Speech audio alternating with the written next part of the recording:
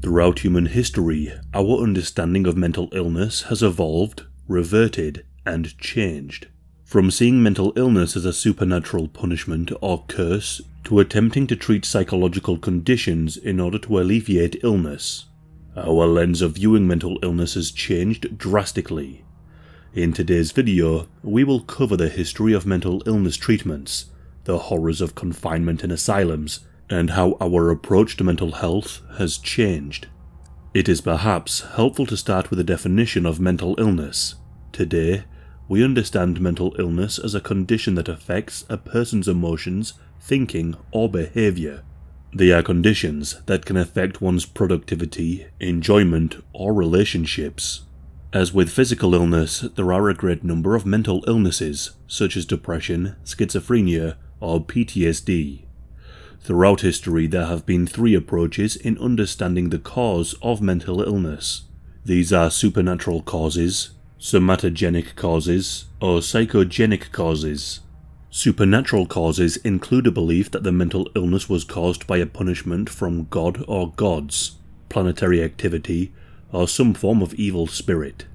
Somatogenic looks to identify the disturbances in physical functioning of the patient as cause for mental illness, whether that be some other illness, genetic inheritance, or imbalance. Psychogenic causes look to focus on traumatic experiences, distorted perceptions, or poor treatment that led to mental illness. In history, the value placed on one or more of these causes has changed as our understanding of society also changes. The earliest known medical intervention for mental illness is trepanation, with skulls dating as far back as 6500 BC. Trepanation is a type of surgery. It involves the removal of part of the skull, usually a small disc of the cranium detached by scraping, drilling, or gouging. This was thought to be done not only to alleviate head injuries, but also release spirits in the patient's head. Those people with what we would now call mental illness were thought to be affected by malign spirits, with the opening of the skull allowing their release and thus curing the mental condition. At one archaeological site, a third of all skulls found showed signs of this surgery, many with evidence of healing. For many, however, death would be a result of such an extreme procedure. This practice would continue well into the 1800s. By 400 BC, Hippocrates wrote that a spiritual explanation for mental illness was incorrect. He instead sought to classify mental illness as epilepsy, mania, melancholia, and brain fever. Hippocrates believed that the brain was responsible for mental illness, but needed to be treated akin to how physical illness was treated. This involved balancing what the ancient Greeks saw as four vital bodily fluids: blood, pus, yellow bile, and black bile. For example, bloodletting or purging could be used to decrease levels of these four humours. In addition, music and theatre were used alongside with a healthy diet and lifestyle to create a healthy mind in a healthy body, and a more holistic approach to healthcare. By the Middle Ages, the works of the Greeks were re-examined but sought to reintroduce the spiritual element. Both in Europe and in the Middle East, the presence of devils and jinns were attributed to the cause of mental illness. Most mentally ill people were cared for by their immediate families, though in the Islamic world, some of the first dedicated hospitals were set up. Healing houses had dedicated wards for the mentally ill, building upon Greek writings and developing a solid start for treatment. In Britain, in the 13th century, the Crown sought to differentiate for the first time those born with congenital mental conditions and the lunatic, those with temporary mental illness. As a quick aside, the term lunatic is derived from the Roman goddess of the moon, Luna.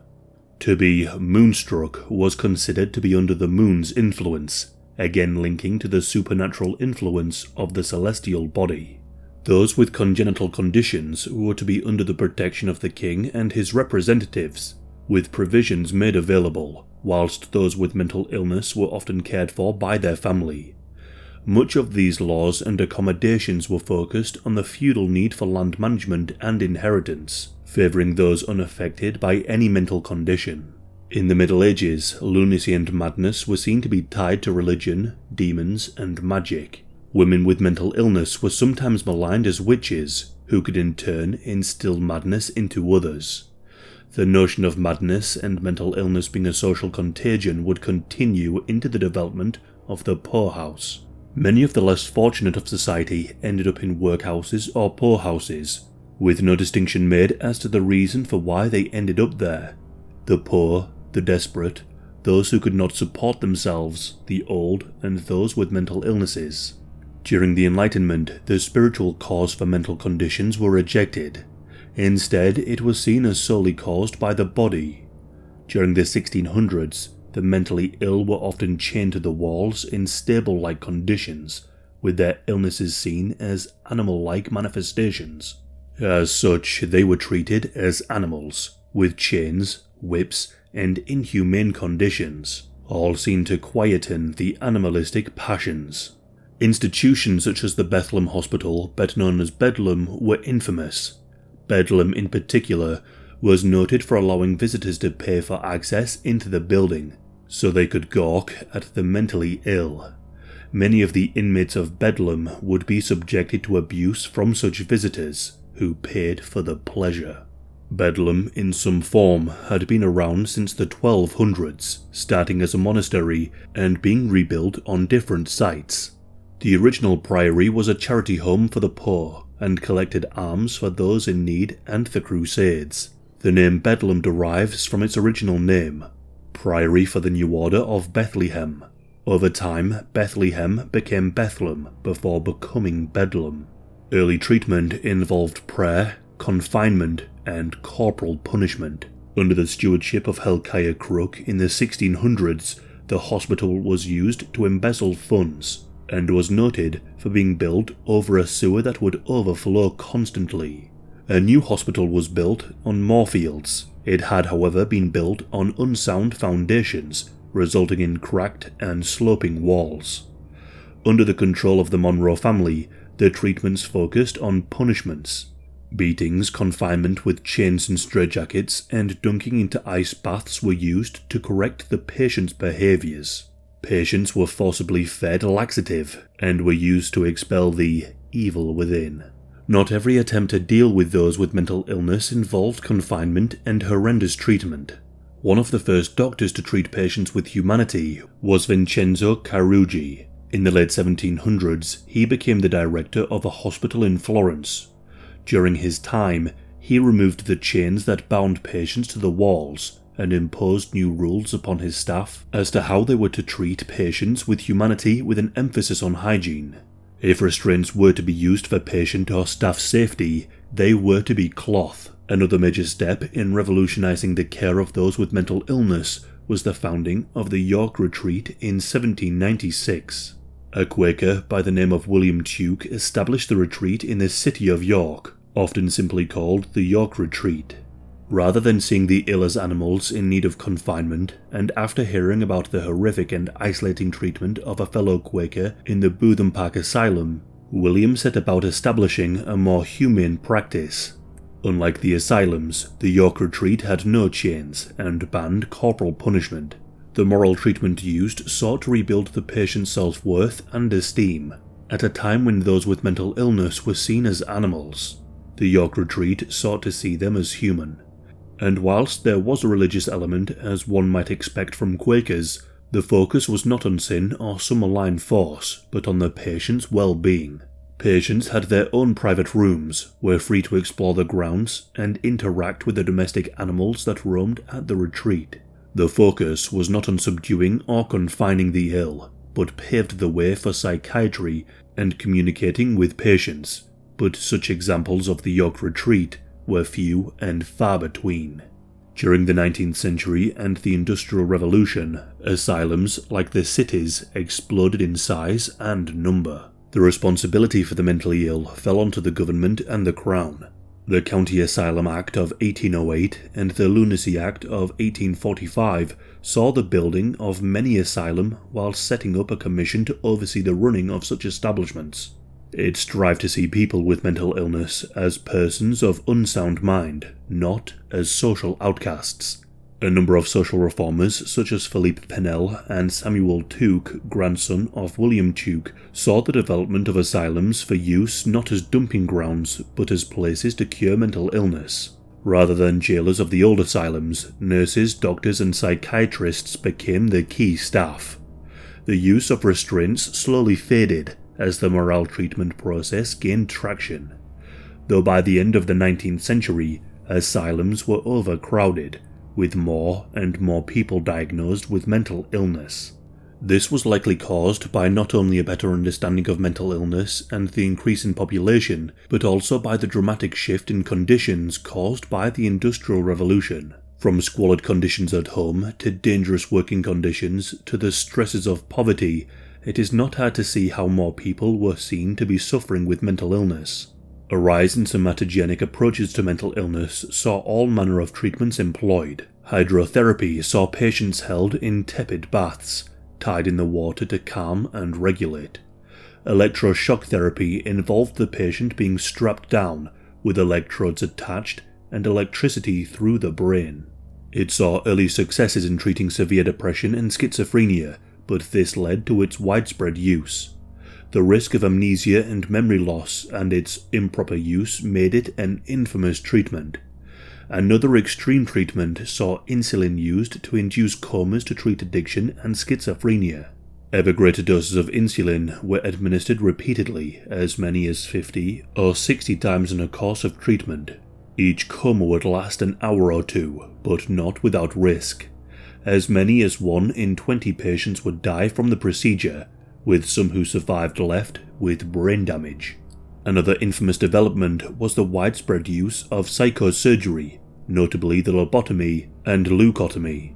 This saw parts of the brain damaged either with boreholes or an ice pick in a bid to cure mental illness. The process of the lobotomy saw an ice pick or later a specialized tool called the orbitoclast being placed alongside the bridge of a patient's nose. The pick was then hammered into the skull, guided by the bridge of the nose, penetrating through the thin layer of bone in the eye socket. The pick would be hammered in 5 centimeters deep, where it was then pivoted 40 degrees. The pick would then be hammered in a further 2 centimeters before another pivot of 28 degrees. The pick would then be removed, and the procedure would be repeated, this time through the other eye.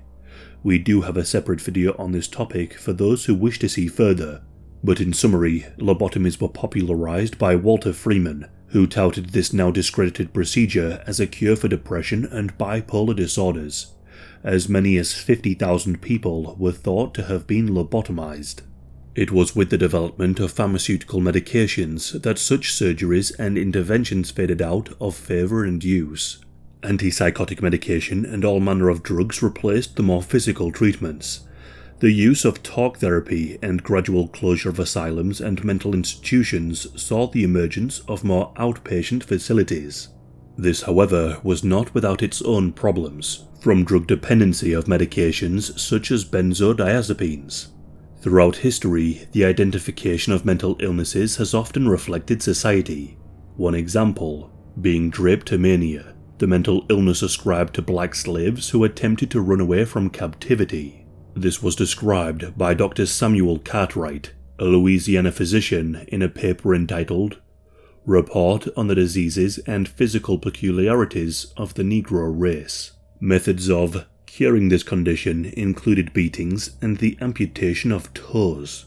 Cartwright also sought to identify a mental condition for slaves with a poor work ethic, which he named dysesthesia ithapietia. Rather than what we would consider now to be actual mental illness, these were examples of scientific racism sought to justify slavery. Another example is that of homosexuality being included in the 1952 DSM. By pathologizing homosexuality, it helped justify the belief that the sexuality was a social evil or something that needed to be cured. However, the medicalization of some conditions can be a positive. Epilepsy and the associated seizures were thought to have been caused by the supernatural, with the church alone capable of curing the condition. It is now understood not to be a mental illness caused by the supernatural, but a physical one. Over the years, our understanding of mental health has evolved, From seeing it as a sign of the devil or akin to animals, to humanizing and treating patients with respect, we have come very far.